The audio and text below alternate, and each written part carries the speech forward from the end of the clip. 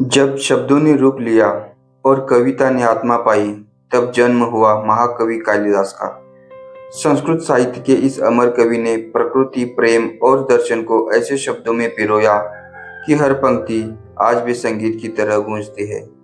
अभिज्ञान, शाकुंतलम और मेघदूत जैसे ग्रंथों से उन्होंने भारतीय काव्य को अमरता दी, जहाँ हर शब्द एक भाव है और हर भाव एक युग। संध्या का समय था। उज्जैनी के पश्चिमी द्वार से आती सूर्य की किरणें पूरी नगरी को सुनहरी चादर में ढक रही थी। राजमहल की मीनारें, मंदिरों की शिकायत और वेद पाठी ब्राह्मणों की ध्वनि सब मिलकर उस नगरी को एक जीवित ग्रंथ की तरह बना देती थी। महाकाल मंदिर की घंटियां गूंज रही थी। वातावरण में शांति थी, पर भीतर कुछ गहराई में एक बेचैनी भी थी, जैसे किसी महान परिवर्तन की प्रतीक्षा हो। इसी नगरी में राजमहल के पीछे एक साधारण सा गृह था। वहां बैठा एक व्यक्ति ताड़पत्र पर कलम चलाए जा रहा था। उसका चेहरा शांत था, आंखों में किसी अन्य लोक की झलक थी। वह था कालिदास। कालिदास के कक्ष में कोई शोर नहीं था, केवल कलम की रगड़ और दीपक की धीमी सी लोट सरसराहट सुनाई दे रही थी। वह लिख रहा था, आस्ते कल्याण यंत्र सरस्वती प्रवहति, तंत्र मनुष्य नरो वा देवो वा कवि भवति। जहाँ ज्ञान की सरस्वती बहती है, वहाँ हर मनुष्य कवि बन जाता है।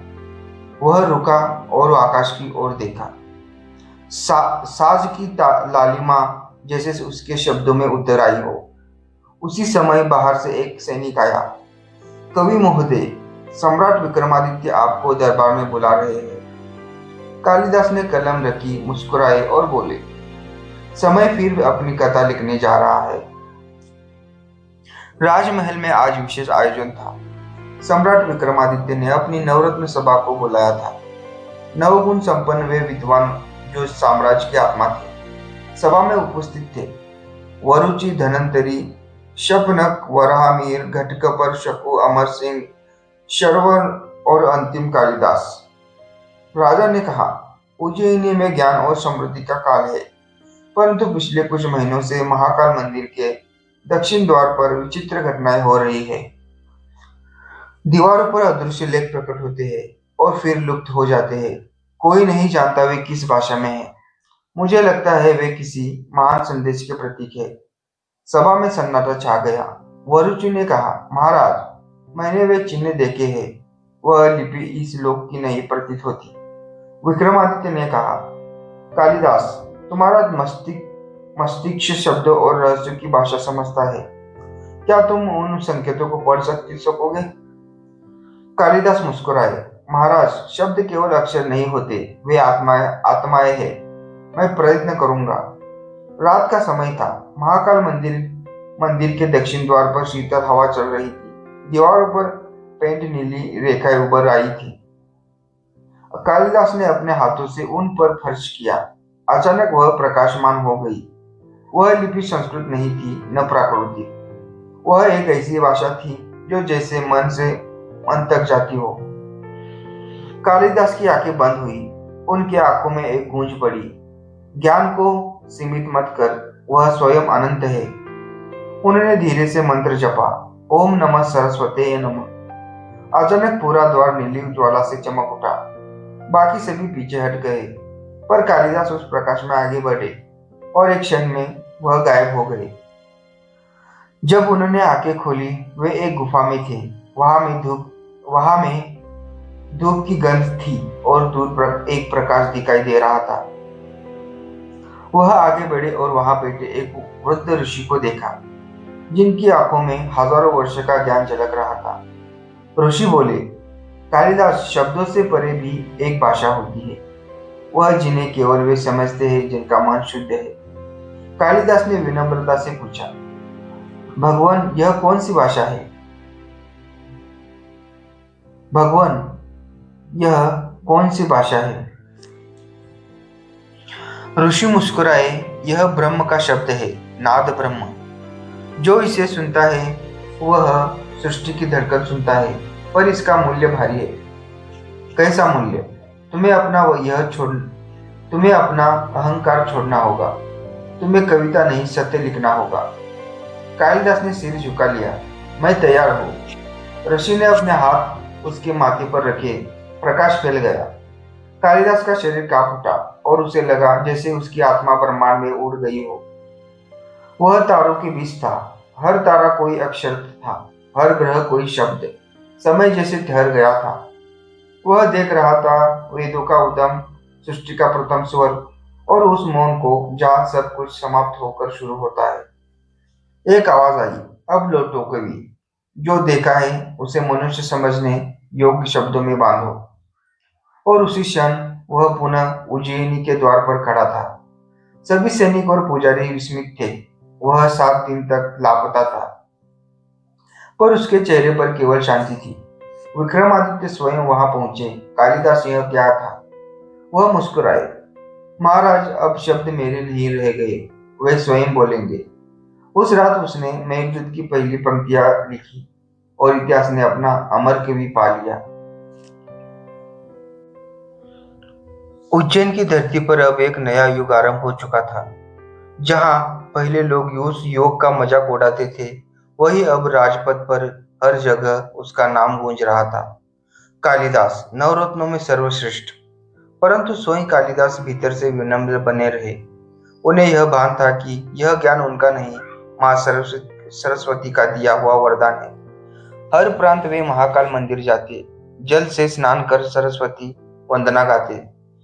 या कुदेवते धरवता या शुभ्रवता।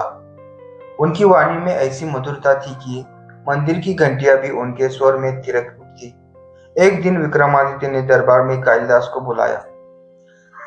कालिदास, तुम्हारी बुद्धि अब इस राज्य की धरोहर है, उन्होंने कहा। परंतु ज्ञान तभी पूर्ण होता है जब वह मानवता के भावों को छू सके। मुझे तुम्हारे शब्दों में मनुष्य का हृदय देखना है। कालिदास ने नतमस्तक होकर कहा, महाराज, यदि आपकी आज्ञा हो तो मैं बादलों के माध्यम से एक कथा रचूं, विरह, प्रेम और प्रतीक्षा की कथा। विक्रमादित्य मुस्कुराए। लिखो और अपने शब्दों में स्वर्ग को धरती पर उतार दो। रात के गहरे सन्नाटे में कालिदास अपने कक्ष में बैठे थे। दीपक की लो हल्की हल्की कांप रही थी। बाहर मेघ गर्जना कर रहे थे, मानो देवता स्वयं प्रेरणा बनकर उतरे हो। उन्होंने कलम उठाई और लिखा, कस्तूरी तिलक ललाट पलटे वक्ष स्थले कौस्तुंभ। परंतु अचानक उनकी सृष्टि आकाश की ओर उठी। घने बादलों के बीच उन्हें एक यक्ष का चेहरा दिखा, जो निर्वासन झेल रहा था और अपनी प्रेयसी को संदेश भेजना चाहता था। वह दृश्य इतना जीवंत था कि कालिदास की कलम स्वयं चलने लगी। रात भर वे लिखते रहे और अगली सुबह तक मेघदूत पूरा हो चुका था। जब विक्रमादित्य ने ग्रंथ पढ़ा, वे कुछ देर तक मौन रहे। फिर बोले, कालिदास, यह केवल कविता नहीं है, यह मानव आत्मा की आवाज है। पूरी सभा सब स्तब्ध हुई। दरबारियों को लगा कि शब्द भी रो सकते हैं और बादल भी प्रेम का दूत बन सकते हैं। तभी विक्रमादित्य ने कालिदास से कहा, तुम्हारे शब्दों में आकाश की गूंज है, पर मैं चाहता हूं कि अगला ग्रंथ पृथ्वी की धड़कन बने। कालिदास ने सिर झुकाया। महाराज, अगला ग्रंथ अभिज्ञान शकुंतला होगा, जो प्रेम, स्मृति और भाग्य की कथा कहेगा। और उसी रात कालिदास ने अपने जीवन का दूसरा अद्भुत अध्याय आरंभ किया, जहां प्रेम केवल भावना नहीं बल्कि आत्मा का अनुभव बन गया। समय बीत चुका था। कालिदास अब उज्जैन के गौरव बन चुके थे। सम्राट विक्रमादित्य के नवरत्नों में सबसे श्रेष्ठ, सबसे सम्मानित। परंतु उनके भीतर अब भी एक प्रश्न था, ज्ञान का अर्थ क्या है यदि वह हृदय को न छू सके? यही प्रश्न एक दिन उन्हें उस अद्भुत रचना की ओर ले गया जिसने भारतीय साहित्य को अमर बना दिया। अभिज्ञान शकुंतलम। एक सुबह वे मंदाकिनी नदी के किनारे टहल रहे थे। सूरज की किरणें पेड़ों की शाखाओं से छन कर पानी में चमक रही थी। अचानक उनकी दृष्टि एक हरिणी पर पड़ी जो घास चर रही थी। उसी क्षण उन्हें एक दृश्य दिखा। एक तपस्वी कन्या जो जंगल की नीरवता में कमल जैसी शांत थी, और उसके जीवन में प्रवेश करता एक राजा दुष्यंत। कालिदास ने धीमे स्वर में कहा, यह कथा प्रेम की नहीं भाग्य की है, जहाँ प्रेम स्मृति बनकर जीता है। उन्होंने अपने कक्ष में दीप जलाया और लिखना आरंभ किया। कलम मानो उनके नहीं किसी दिव्य शक्ति के नियंत्रण में थी। प्रत्येक शब्द एक मंत्र था, प्रत्येक श्लोक एक भावना। कस्तूरी तिलक ललाट पलटे, वक्षस्थले कौस्तुंभ। प्रेम केवल आकर्षण नहीं, आत्मा का बंधन है। शकुंतला का विरह, दुष्यंत की विस्मृति और अंततः उनका पुनर्मिलन, यह सब कालिदास के भीतर घटित हो रहा था। कई सप्ताह बाद जब यह कृति पूरी हुई, विक्रमादित्य ने उसे सभा में सुना। पूरा दरबार मौन था। संगीतकारों की उंगलियां थम गई। कवि सिर झुकाए बैठे रहे। जब अंतिम पंक्ति पूरी हुई, विक्रमादित्य की आंखों में आंसू थे। कालिदास उन्होंने कहा, तुमने शब्दों से नहीं, आत्मा से रचना की है। यह केवल काव्य नहीं, यह मानवता का दर्पण है। कालिदास ने विनम्रता से कहा, महाराज, प्रेम वही है जो स्मृति के बाद भी जीवित रहे, और यही अभिज्ञान शकुंतलम का सत्य है। उस रात्रि जब कालिदास महाकाल के मंदिर के बाहर खड़े थे, एक मंद वायु उनके चेहरे को स्पर्श कर रही थी। उन्हें लगा जैसे माँ सरस्वती स्वयं कह रही हो, अब तुम कवि नहीं, ब्रह्मांड की वाणी बन चुके हो। और सचमुच वह रचना युगों तक गूंजती रही, राजाओं के दरबारों में, विद्वानों के ग्रंथों में, और उन प्रेमियों के हृदय में जिन्होंने कभी किसी को खोकर भी प्रेम करना नहीं छोड़ा। उज्जैन का वह स्वर्णिम काल था। सम्राट विक्रमादित्य की नवरत्न सभा का ज्ञान, कला, संगीत और विज्ञान का केंद्र बन चुकी थी।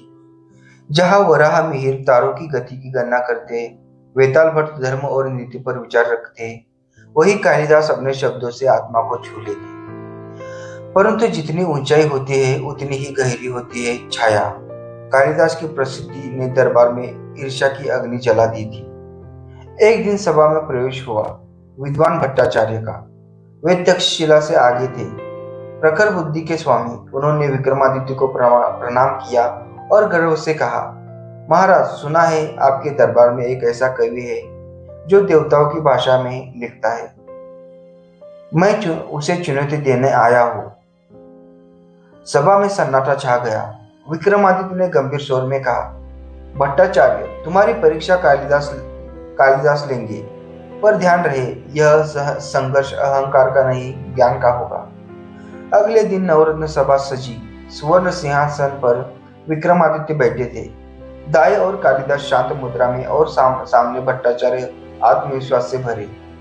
भट्टाचार्य ने पहला प्रश्न किया, हे कवि, बताओ शब्द का मूल्य क्या है, ध्वनि या अर्थ? कालिदास मुस्कुराए, शब्द का मूल ध्वनि है, न अर्थ। शब्द तब जन्म लेता है जब हृदय में भावना होती है। ध्वनि तो माध्यम है, पर अर्थ आत्मा। सभा में वाह की गूंज उठी। भट्टाचार्य ने दूसरा प्रश्न किया, यदि देवता शब्द है, तो क्या मनुष्य मौन होकर भी प्रार्थना कर सकता है? कालिदास ने उत्तर दिया, देवता शब्द नहीं, भाव है। मौन में भी जो सच्ची भावना हो, वही प्रार्थना है। सभा फिर गूंज उठी। विक्रमादित्य की आंखों में गर्व झलक रहा था। भट्टाचार्य ने तीसरा प्रश्न पूछा, अगर ज्ञान इतना पवित्र है, तो विद्वान भी ईर्ष्या क्यों करते हैं? अब कालिदास कुछ देर मौन रहे, फिर धीरे बोले, क्योंकि ईर्ष्या वह अग्नि है जो केवल अधूरे ज्ञान में जलती है। पूर्ण ज्ञान विनम्र बनता है, अपूर्ण ज्ञान अहंकारी। यह सुनकर भट्टाचार्य के चेहरे का रंग उड़ गया। सभा में तालियां गूंजी। शहनाद और विक्रमादित्य की घोषणा, आज से कालिदास केवल कवि नहीं, विद्या का राजगुरु है। उस रात कालिदास महल की बालकनी में अकेले बैठे थे। नीचे शहर सो रहा था, पर ऊपर आकाश चमक रहा था। उन्होंने सोचा, यह जीत मेरी नहीं, मां सरस्वती की है। पर क्या मनुष्य का ज्ञान तब भी पूर्ण रहेगा जब उसमें विनम्रता न रहे? उनके भीतर एक नया प्रश्न जन्म ले चुका था, और यही प्रश्न उन्हें आगे ले गया उस अध्याय की ओर जहां उन्होंने नीति, धर्म और संघर्ष को शब्दों में पिरोया। उज्जैन का आसमान उस रात असामान्य रूप से लाल था। हवा में अजीब सी नमी थी, मानो आने वाले समय की कोई चेतावनी। महल के भीतर सम्राट विक्रमादित्य अपने शयन कक्ष में विश्राम कर रहे थे, परंतु उनकी आंखों में नींद नहीं थी। वह रात उनके जीवन की सबसे रहस्यमयी रात बनने वाली थी। मध्य रात्रि के समय उन्होंने एक स्वप्न देखा। आकाश फट रहा था, सूर्य लहूलुहान था और उज्जैन नगर धुएं से घिरा हुआ। लोग चीख रहे थे, मंदिरों की घंटियां लगातार बज रही थी और फिर एक दिव्य स्वर गूंजा, हे विक्रम, समय का पहिया थम नहीं सकता। जो आज उजाला है कल अंधकार बन जाएगा। विक्रमादित्य ने भयभीत होकर पूछा, कौन हो तुम? स्वर ने उत्तर दिया, मैं काल हूँ, समय का स्वामी। तुम्हारे साम्राज्य पर संकट आने वाला है। न तो तलवारें उसे रोक सकेगी, न ही सेनाएं। फिर स्वर धीरे धीरे धीरे मंद हो गया और नींद टूट गई।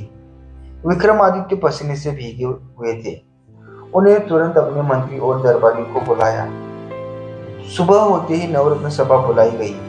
कालिदास, वराहमिहिर, धन्वंतरि और अन्य सभी विद्वान उपस्थित थे। विक्रमादित्य ने कहा, मैंने एक भयंकर स्वप्न देखा है जो भविष्य की चेतावनी प्रतीत होता है। मुझे जानना है कि क्या यह मात्र स्वप्न है या आने वाली विपत्ति का संकेत। सभा मौन हो गई। फिर वराहमिहिर बोले, महाराज, ग्रहों की स्थिति असामान्य है। शनि और राहु एक ही भाव में है। यह समय परिवर्तन की घड़ी है।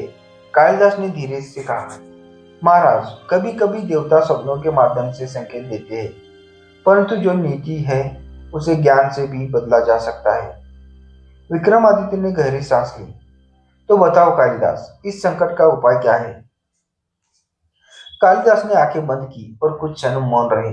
फिर बोले, महाराज, उत्तर उसी में छिपा है जिसे हम कला कहते हैं।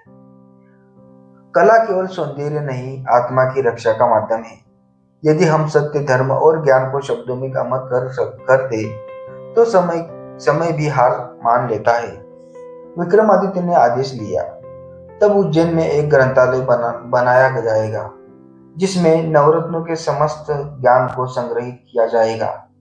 वह हमारे युग का ज्ञान कोश होगा, समय का विरोध करने वाला। उसी रात कालिदास ने एक नया ग्रंथ लिखना शुरू किया, रघुवंशम, जो केवल काव्य नहीं बल्कि चेतना का इतिहास था। उन्होंने लिखा, राजा वही जो धर्म को धारण करे और कवि वही जो सत्य को शब्द दे। उन्हें नहीं पता था कि यही रचना आने वाले समय में मानव सभ्यता के अस्तित्व को अमर बनाएगी। परंतु कालिदास के मन में अब भी वह स्वप्न गूंज रहा था। उन्होंने आकाश की ओर देखा और कहा, हे काल, तू अजय सही, पर मैं तेरे विरुद्ध लिखूंगा। मेरे शब्द तेरी सीमाओं को पार सकेंगे। और सचमुच उस रात में आरंभ हुई कालिदास की अंतिम आध्यात्मिक यात्रा, जहां ज्ञान और नियति का संघर्ष शुरू हो चुका था। रात का अंधकार गहराता जा रहा था, पर कालिदास के कक्ष में दीपक बुझने का नाम नहीं ले रहा था। दीपक की लौ में उनका चेहरा तपने सोने की तरह चमक रहा था। कलम चल रही थी, शब्दों की धारा मानो किसी दिव्य स्रोत से निकल रही हो। वह रचना थी रघुवंशम, एक ऐसा महाकाव्य जिसमें उन्होंने मानवता, धर्म और समय के सार को पिरो दिया। दिन रात कालिदास उसी में लीन रहते। महल के गलियारों में उनके कदमों की आहट गूंजती रहती। जो उन्हें देखता समझ जाता कि यह कोई साधारण कवि नहीं, बल्कि कोई ऋषि है जो शब्दों के माध्यम से भविष्य लिख रहा है। कभी कभी विक्रमादित्य स्वयं उनके कक्ष में आते। वह चुपचाप बैठते और कालिदास की कलम से निकले शब्द सुनते। एक रात उन्होंने पूछा, कालिदास, क्या तुम वंश की महिमा लिख रहे हो या नीति की चेतावनी? कालिदास ने धीमे स्वर में उत्तर दिया, महाराज, मैं उस राजवंश की कथा लिख रहा हूँ जिसने समय को हराने का प्रयास किया। पर अंत में हर युग को अपनी सीमा स्वीकार करनी पड़ती है। रघुवंशम इसलिए नहीं लिखा जा रहा कि लोग हमें याद रखें, बल्कि इसलिए कि जब स्मृतियां मिट जाए तब शब्द अमर रहे। जैसे जैसे रचना आगे बढ़ती गई, उज्जैन का वातावरण बदलने लगा। लोगों में ज्ञान की प्यास बढ़ने लगी। बच्चे कालिदास के श्लोक गाने लगे और ब्राह्मण उनके श्लोकों से यज्ञ करते। सभा में जब कालिदास ने पहली बार रघुवंशम पाठ किया, संपूर्ण दरबार मौन था। उनकी आवाज जब गूंजी, वाग वागथार्विथ संपृक्तो वागर्थ प्रतिपत्ते जगत पितरो वंदे पार्वती परमेश्वरो। इसका अर्थ है तो लगा जैसे स्वयं ब्रह्मा सुन रहे हो। परंतु इस अद्भुत रचना के बीच कालिदास की आत्मा में एक संघर्ष चल रहा था। रात को जब वह अकेले होते तो वह उस भविष्यवाणी को याद करते जो विक्रमादित्य ने स्वप्न में आई थी। क्या यह ग्रंथ सचमुच समय को हरा पाएगा या फिर सब कुछ नष्ट होकर केवल राख रह जाएगी? उसी द्वंद्व में एक रात उन्होंने मां सरस्वती से प्रार्थना की, मां यदि मेरे शब्दों में सच्चाई है तो यह समय से आगे जीवित रहेंगे। और तभी उन्होंने देखा दीपक की लौ अचानक स्थिर हो गई। कमरे में एक हल्की सुगंध फैली, मानो कोई अदृश्य शक्ति वहां उपस्थित हो। उन्होंने सुना एक मृदुल स्वर फुसफुसाया, तुम्हारे शब्द काल को नहीं हराएंगे बल्कि उसे दिशा देंगे।